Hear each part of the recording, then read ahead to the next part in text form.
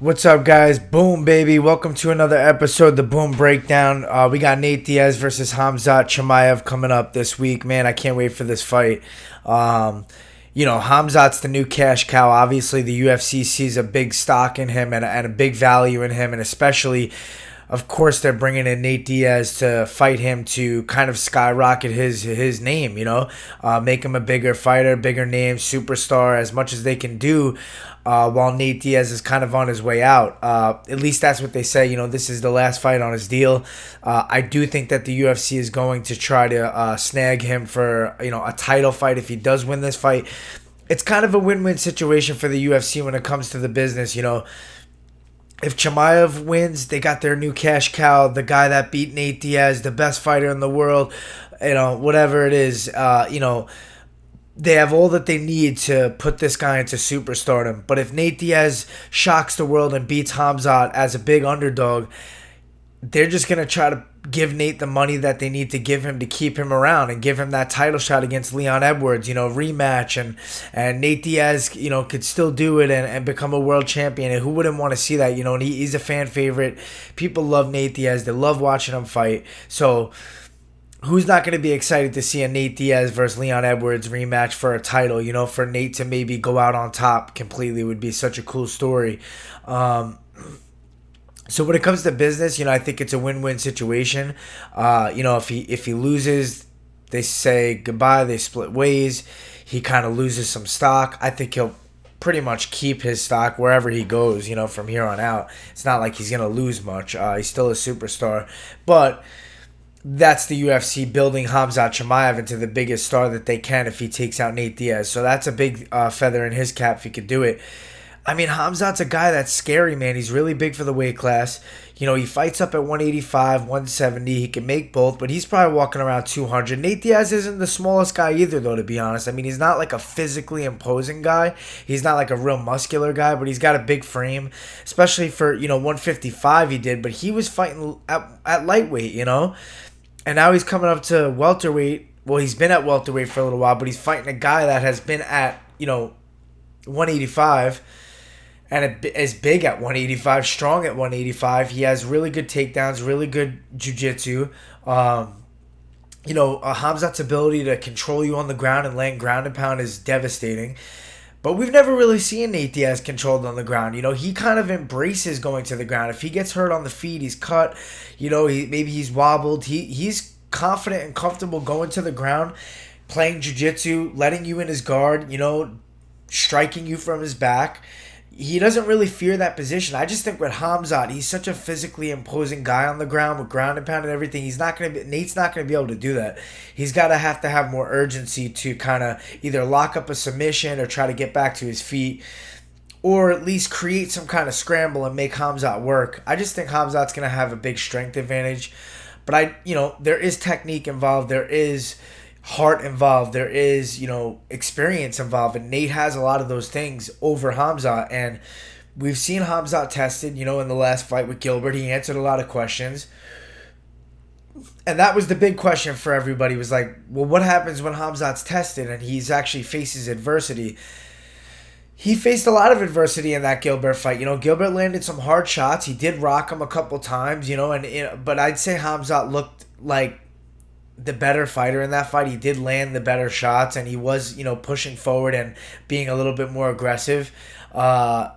He was evenly matched out, though, in that fight. It wasn't like he ran through Gilbert. But I just hope Nate has the right mindset going into this fight to try to make a statement, and really take advantage of that cardio, that 5 rounds, because this fight's going 5 rounds, and that benefits Nate. It goes into the 3rd, 4th round, 5th round. That's when Nate becomes the best Nate. That's when, like, he's hurt, he's cut, and you're getting tired, and he picks up on that energy, and he starts unleashing volume and, really high-level boxing stuff, combos, punches and bunches, pressuring you backward. He has a way about him where he can figure out when to pull that trigger, when you look wobbled, when maybe you're starting to fade, and he's going to come on strong there. So my thing is, I just hope that this fight goes far enough that we could see Nate kind of come alive and get after it. That's really the telltale. If Hamzat puts it on him early, tries to make a statement, that's going to be huge. Excuse me. That would be the biggest statement Hamzat could do because not many people have finished Nate Diaz. I mean, Josh Thompson, that was a head kick. You can call it a knockout. Kind of was like a TKO-ish knockout. And other than that, I don't really even know who ever finished Nate Diaz. I think there was one other person, but for Hamzat to do that's a big statement. I think he has the ability to do it, and but Nate does look in good shape. He just doesn't really ever kind of speak like he cares, so it's hard to tell where he's at mentally, physically, like towards that opponent. But Nate's a dog. He always has a chance in these fights. He's got a great southpaw stance. He's got good range, and he's fought the best of the best. He has the experience advantage in this fight. He's fought so many high level guys at in big stake fights where it's main event status, and Hamzat has not had that really yet. So man, I just think Hamzat, my heart wants to go with Nate. I want Nate to win, but my brain's like, man, Hamzat just too physically imposing. He's not a guy. I feel like Nate does well against guys that aren't the most powerful, physically imposing type of styles.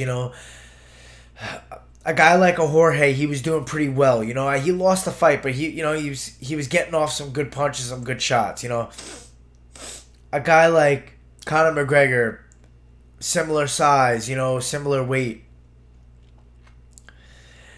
But big guys, strong guys that can wrestle like that is just not the best style for Nate. I just don't know if maybe Hamzat's going to look to ground him, take him down and ground and pound him. Hamzat's going to try to be a little smarter in this fight. His coach, hinted at the fact that they were upset with how he just kind of brawled with Gilbert Burns and got too hung up in the war instead of his technique and how he could outpoint him and beat him in different ways. So I think they worked on that, and especially with Nate Diaz with the psychological warfare, he might slap him in the face, and they don't want Hamzat getting worked up emotionally, and that's going to cause, a potential, gas tank to go down and empty. So they don't want that to happen. So they want him to stay calculated, and I think he will. I think he'll start pretty strong, but I think he won't make any stupid mistakes. I don't think he's going to get drawn into that Nate Diaz style. But you never know, because Nate has a way about him to kind of bring you into that, like, let's go, like, fuck you, give you the finger, like, slap you, get you kind of worked up emotionally, and then takes advantage of that. But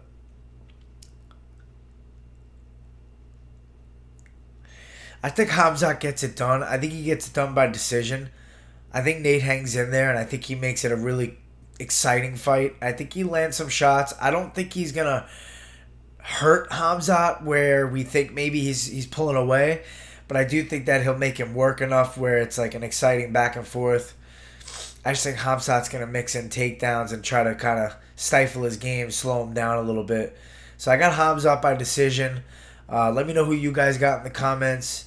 Appreciate you tuning in. Boom, baby.